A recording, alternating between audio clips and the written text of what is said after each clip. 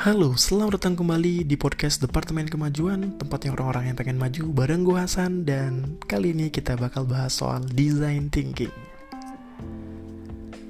Ketika kalian mengklik podcast ini, sudah pasti atau bisa dipastikan ada satu pertanyaan mendasar dalam benak kalian, yaitu apa itu design thinking?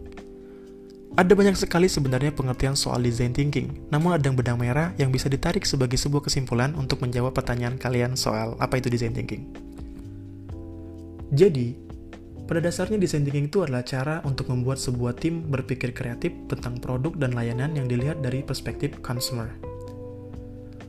Dan juga bisa dilihat sebagai cara untuk menemukan solusi kreatif dari masalah-masalah yang besar dengan tujuan akhirnya itu build better product dan creating innovative solution.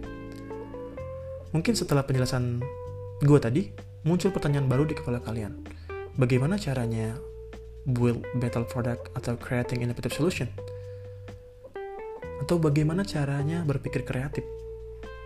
Ada 5 cara yang merupakan satu kesatuan dan ini harus dijalankan agar bisa menjawab pertanyaan tadi.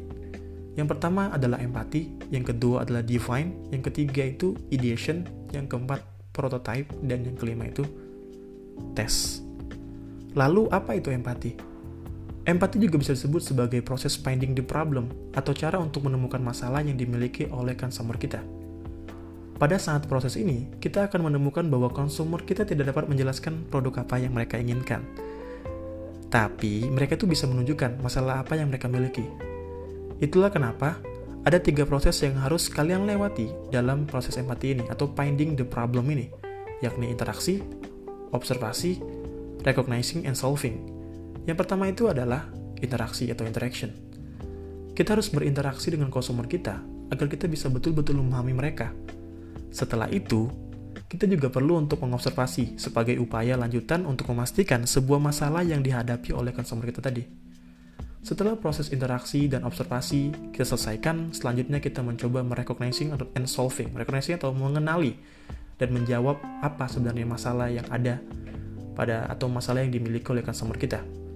Setelah berhasil mengumpulkan informasi dari proses empati tadi, kita beranjak ke proses selanjutnya yakni define, menemukan.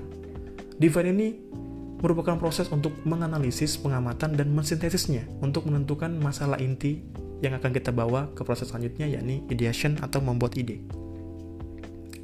Ideation adalah proses pembuatan ide yang menuntut kita untuk melakukan brainstorming, yang artinya tidak boleh ada sebuah validasi untuk sebuah ide yang disampaikan. Biarkan mengalir begitu saja dan dikumpulkan. Jadi setiap stakeholder atau pemangku kepentingan dari setiap tim dibiarkan untuk memberikan idenya, agar tim mempunyai banyak pilihan dan mendapatkan banyak insight atau wawasan dari masing-masing tim. Meskipun pada akhirnya memang tidak semua ide yang digunakan, tapi dampak baiknya adalah proses ini akan memicu proses kreatif untuk semua orang yang mengarah pada ide-ide hebat dan rasa kepemilikan bersama atas solusi dan ide yang akan dipakai nantinya. Selanjutnya itu ada proses prototype.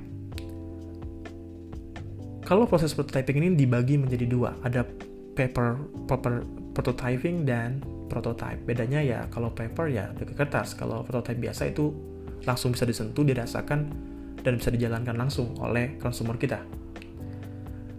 Tapi yang kita bahas itu sebenarnya apa itu prototype-nya. Jadi prototype itu adalah proses dalam design thinking yang bertujuan untuk memastikan bahwa desain dari produk yang kita buat itu benar-benar luar biasa gitu. Seperti yang kita perkirakan pada saat merancang ide dari produk ini, yang nantinya akan kita gunakan untuk proses selanjutnya yakni testing. Yang terakhir adalah proses tes. Setelah menjalani serangkaian proses dari mulai proses empati sampai dengan proses prototype atau membuat prototype, sekarang waktunya adalah kita mengetes produk yang sudah kita rancang. Apakah sesuai dengan keinginan konsumer atau tidak? Tentu, di dalam tes ini kita harus mendapatkan feedback ya, yang jujur dari konsumer kita. Untuk itulah kita harus membuka diri untuk ide tambahan tentunya. Dan juga kritikan dari konsumer. Lalu bagaimana agar bisa mendapatkan feedback yang jujur dari konsumer kita? Mungkin itu pertanyaan yang ada di kepala kita. Caranya cukup sederhana. Kalau menurut Chris Noder, kita harus membuat prototipe yang sederhana saja gitu. Agar konsumer kita tuh menyadari bahwa kita tuh sangat terbuka untuk mendapatkan feedback apapun. Makanya saya suka menyebut proses tes ini adalah proses transformasi dari sebuah ide produk yang low quality to high quality product. Jadi itulah 5 hal yang harus kita jalankan untuk menggunakan design thinking.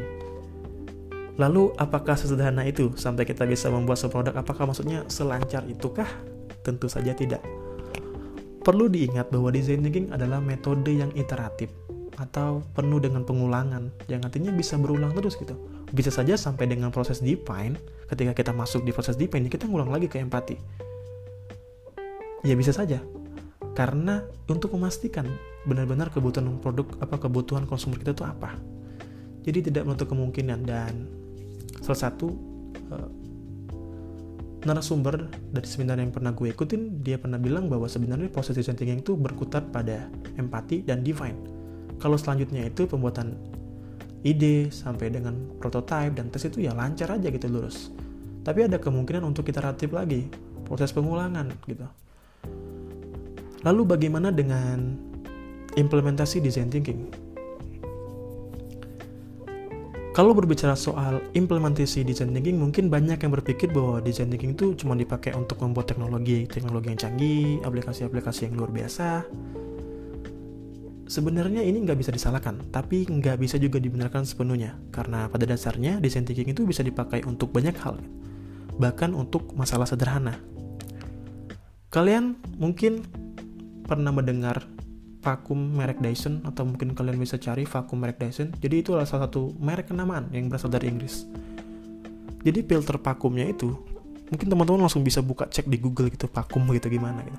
Jadi filter vakum biasanya kan filternya itu kan di belakang, lalu tertutup. Nah, kalau desain dari Dyson ini, filternya diletakkan di depan dan ditransparankan. Tujuannya apa? Agar orang tuh atau konsumer tuh bisa melihat gitu apa yang mereka bersihkan, bagaimana hasilnya. Karena menurut mereka itu ada kepuasan tersendiri ketika bisa dapat melihat wujud dari sesuatu yang dibersihkannya itu. Pendiri Dyson yakni James Dyson tadi menghabiskan 5 tahun cuy untuk membuat produk ini dengan 5.000 prototype yang dibuatnya. Bayangin 5.000 prototype, berapa kali pengulangan yang dilakukan oleh Dyson. Beliau juga sempat hampir bangkrut sebelum sampai akhirnya berhasil membangun perusahaan Dyson-nya. Nah, dari pengalaman James Dyson ini kita bisa belajar gitu, bagaimana proses iteratif yang dilalui oleh beliau gitu, sampai akhirnya dia benar-benar memahami gitu keinginan konsumer dan membuat produk yang luar biasa, keren gitu.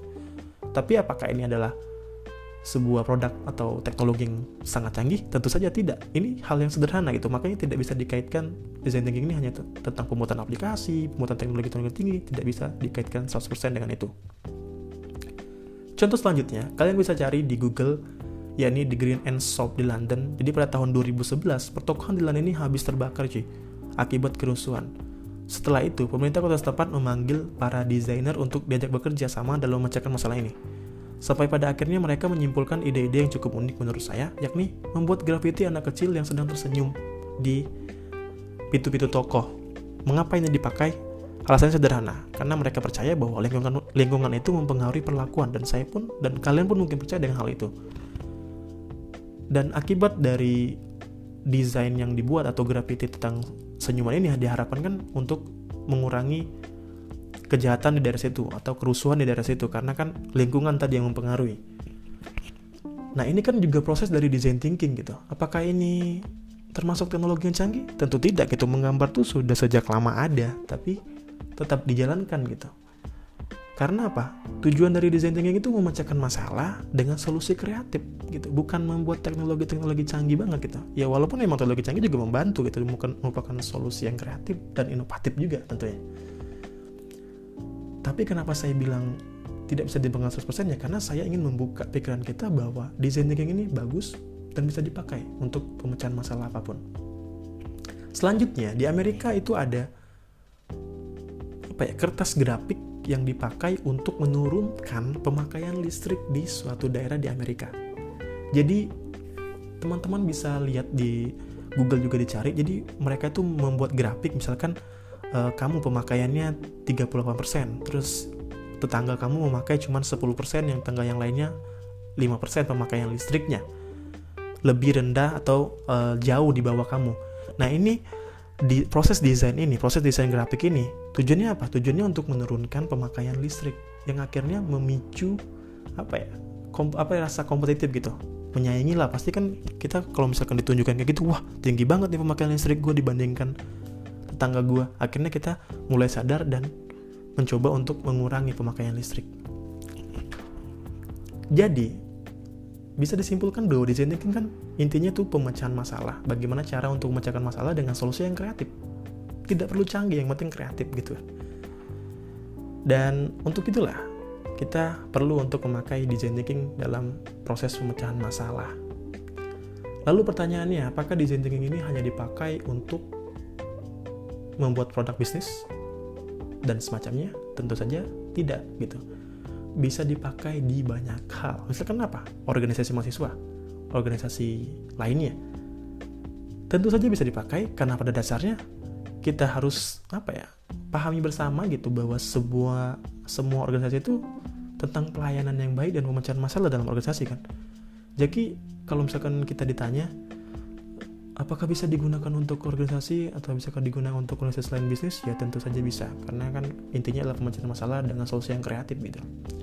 Oke, mungkin sekian penjelasan soal design thinking yang bisa gue jelasin. Tentu kalian butuh banget untuk mencari literasi lain untuk membuat kalian itu atau pemikiran kalian soal design thinking itu benar-benar padat dan benar-benar paham gitu.